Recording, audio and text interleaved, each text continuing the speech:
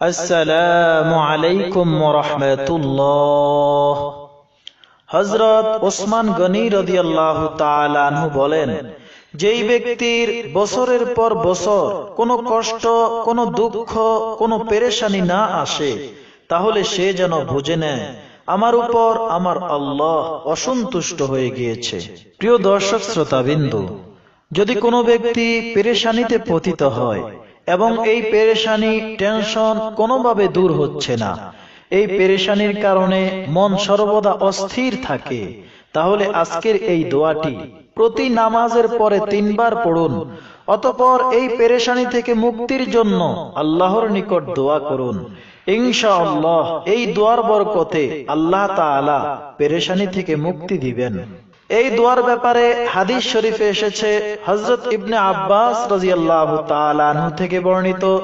তিনি বলেন, রাসূল সাল্লাল্লাহু আলাইহি ওয়াসাল্লাম দুঃখ কষ্টের সময় এই দোয়াটি পড়তেন।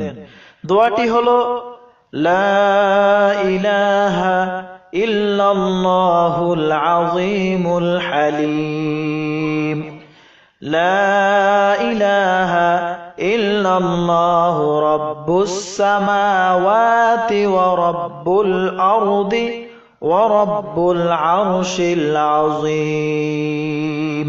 দোয়াটি আবার বলি, লা ইলাহা ইল্লাল্লাহুল আযীমুল হালিম, লা ইলাহা ইল্লাল্লাহু রাব্বুস সামাওয়াতি ওয়া রাব্বুল আরদি ওয়া রাব্বুল আরশিল আযীম।